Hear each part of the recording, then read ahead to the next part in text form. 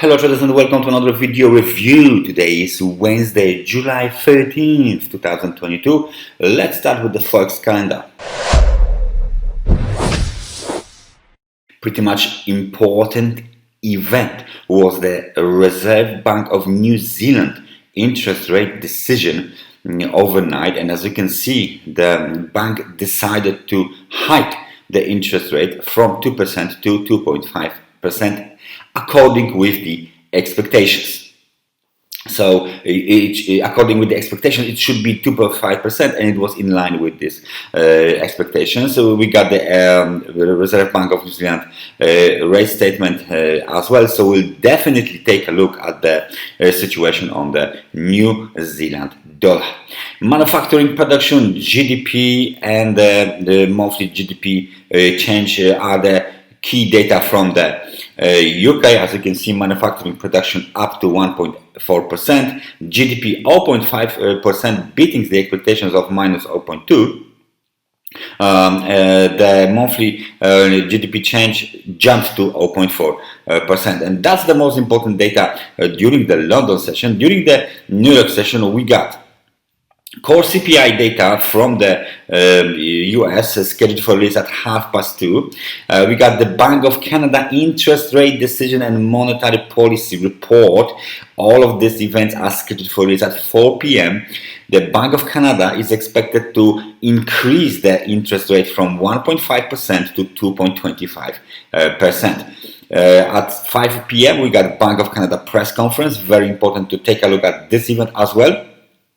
And in the meantime, we got the crude oil inventories scheduled for release at 4:30. Very busy day today, full of the important key releases, economic releases, together with the interest rate decision. One is already done from 2% to 2.50, and the other one from the Bank of Canada we're still waiting for is scheduled for release at 4 p.m. So let's take a look first at the New Zealand dollar, and then let's take a look at the Canadian dollar to the American dollar pair. New Zealand dollar, as you can see, this is a daily time frame chart, is in the downtrend, trading very close to the level of 30, which is the extremely oversold market conditions on the daily time frame chart. If we take a look here, we can see there was almost no reaction on the New Zealand dollar after the interest rate decision was made, because it was expected, it was in line with the expectations. The market is still trading below the short-term trend line here and the long-term trend line. As you can see, somewhere around here, the new low was made at the level of 6,092 pips. Let me just point this out. This is the new low, and we are continuing to making this lower lows, and this is all according to the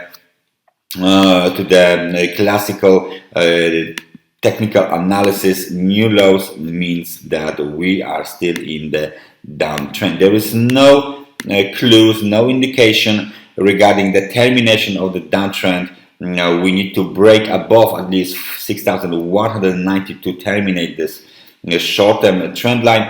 Then, of course, we need to break back up towards 6,571 in order to terminate the swing high, invalidate it, and then maybe we should be thinking about bigger bounce or the beginning of the new uptrend. Otherwise, we keep going lower into the oversold market conditions, into the negative territory. So the bears are still in charge of this market. US dollar to the Canadian dollar. The Canadian dollar is in a waiting mode for the Bank of Canada interest rate decision. Will they hike? Will they hike not? And how much they will hike? Please notice the fact that just recently we got this another V-shaped reversal. It looks like a cup and a handle formation. Okay, let me just point it out. This is a cup and a handle. Cup and handle formation here means that we might continue to the upside because cup and handle is a price pattern that is a continuation pattern. All right. So please notice the fact that 1.3079, this level here, is the key technical resistance. Let me just put it on the red, right? If it is violated, then as arrow shows, we should travel very quickly, very dynamically and aggressively towards 1.3392, 1.3421 zone. And these levels will be extremely overbought, and we should stay and wait what will market do at this levels. However, if this is a cup and handle formation, that moves here is very probable, and the Bank of Canada might help to trigger that move to the upside on the US dollar to the Canadian dollar. Let's find out then what's happened on the British pound to Japanese yen after the recent data, of course. We got very good data from the economy, the UK economy, at least according to the indicators. All of the expectations have been beaten.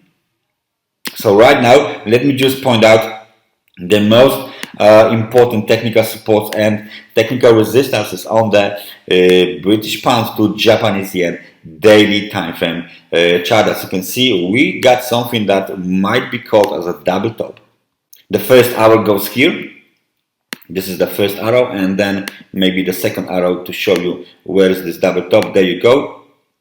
We will zoom in a minute, of course, and this is the potential double top formation around here. And as you can see, this might be a double top. Okay, and if this is a double top, we should see rising selling pressure on this market. So we should see a rising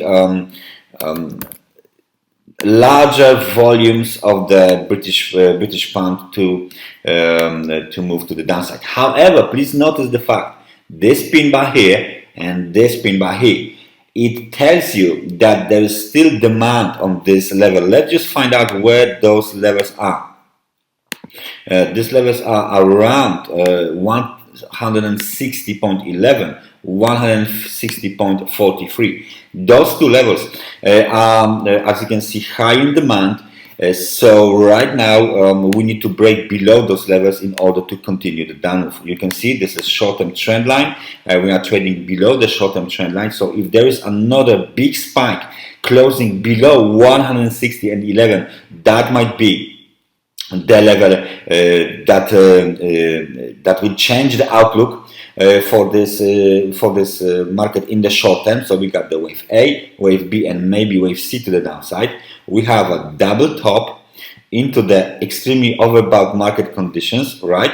So then the target is located after 155.65, 157.98. This one will be broken easily. This one is much more important for the market participants.